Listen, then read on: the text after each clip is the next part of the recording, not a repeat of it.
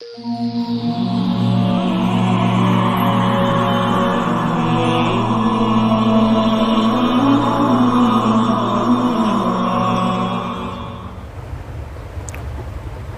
للہ رب العالمین والصلاة والسلام علی سید الانبیاء والمرسلین اما بعد فاعوذ باللہ السمیع العلیم من الشیطان الرجیم بسم اللہ الرحمن الرحیم۔ میں ہوں پیرزادہ سید نعمان قادری، اور آج میں آپ کی اس کلاس میں as a trainer Silva mind control کے حوالے سے پہلی کلاس لوں گا۔ اپنا اختصار سے تعارف کراتا چلوں۔ الحمدللہ پچھلے 10 سالوں سے ہم نہ صرف سلوا مائنڈ کنٹرول بلکہ ریکی، لا آف اٹریکشن، چکراز اور کنڈلینی، اسی طرح اسپریچول یوگا اور دیگر مائنڈ سائنسز کے حوالے سے سیکھنے سکھانے کا سلسلہ جاری کیے ہوئے ہیں، اور الحمدللہ سینکڑوں اسٹوڈنٹس اپنی زندگیاں ان علوم کے ذریعے سے تبدیل کر چکے ہیں۔ نہ صرف یہ بلکہ الحمدللہ دین اسلام کی طرف سے روحانیات کا جو تصور ہمیں ملتا ہے، اسی طرح عملیات کے حوالے سے بھی نہ صرف علاج بلکہ اللہ کی رحمت سے دیگر معالجین کی رہنمائی اور سیکھنے سکھانے کا سلسلہ بھی جاری رہتا ہے۔ یہ میرا اختصار کے ساتھ تعارف تھا۔ اب ہم اپنے کورس کی طرف آتے ہیں کہ یہ سلوا مائنڈ کنٹرول کیا چیز ہے، یہ مدون کیسے ہوا، اور اس کو مدون کرنے والا کون تھا۔ دیکھیں، سلوا مائنڈ کنٹرول کو مدون کرنے والا ایک شخص تھا جس کا نام جوش سلوا تھا۔ اس کی ابتدا یوں ہوئی کہ یہ ٹیکساس میں پیدا ہوا، اور شروع ہی سے یعنی بچپن ہی سے اس کے جو والد تھے وہ انتقال کر گئے، لہٰذا اس کو بچپن سے ہی بہت زیادہ محنت کرنی پڑی، اور گھر کی کفالت کے لیے اس نے بیڑا اٹھایا۔ جب لوگ یعنی بچے کے جیز میں ہوتے ہیں، اس وقت یہ لوگوں کے جوتے پالش کر کے پیسے کمایا کرتا تھا اور اپنے گھر کا خرچ چلایا کرتا تھا۔ اسی طرح جیسے جیسے یہ بڑا ہوتا گیا تو یہ نارمل لوگوں سے زیادہ باصلاحیت ہوتا گیا، کیونکہ یہ عوام میں اتر چکا تھا۔ اسی طرح پھر اس نے دوسری جنگ عظیم کے موقع پر فوج کا ساتھ دیا، اس میں خدمت گزاری کی۔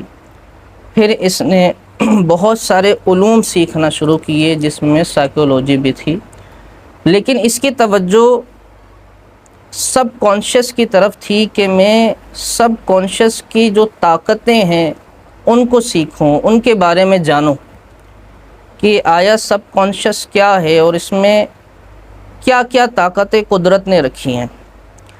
اس کا مقصد صرف یہ تھا کہ میں اس کے بارے میں جان سکوں، لہٰذا اس نے سائیکولوجی سیکھی، اور پھر یہ ہپنوٹزم کی طرف گیا، اور اسی طرح پیرا سائیکولوجی کی معاملات کو طے کرتے ہوئے اس نے بہت ساری چیزیں دیکھیں اور ترقی کرتا کرتا بہت کچھ سیکھ گیا۔ اب یہ سلوا کو مدون کیسے کیا اس نے، اس طرف آتا ہے۔ یہ اپنے بچوں کو ٹیوشن دیا کرتا تھا، اور اس کے لیے یہ ہپنوسس کا استعمال کرتا تھا، اور ان کی توجہ اور فوکس کو بڑھانے کے لیے وہ اپنے بچوں کو ایک اسٹیٹ میں لے جاتا تھا جو ٹرانس بھی نہیں ہوتی تھی، یعنی ہپنوسس میں جب کوئی بندہ ٹرانس میں چلا جاتا ہے تو وہ ایک طرح سے بے ہوش ہو جاتا ہے، لیکن اس نے یہ کیا کہ وہ اپنے بچوں کو ایک ایسی پوزیشن میں لے جاتا تھا کہ وہ ٹرانس میں بھی نہیں ہوتے تھے اور وہ سوالات کا جواب بھی دیتے تھے، اور اس کیفیت میں وہ سبق کو دہرایا کرتا تھا، اور اس سے یوں ہوتا تھا کہ وہ سبق بچوں کو بآسانی یاد ہو جاتا تھا، کیونکہ ان کی توجہ اور فوکس بڑھ جاتی تھی اس کیفیت میں۔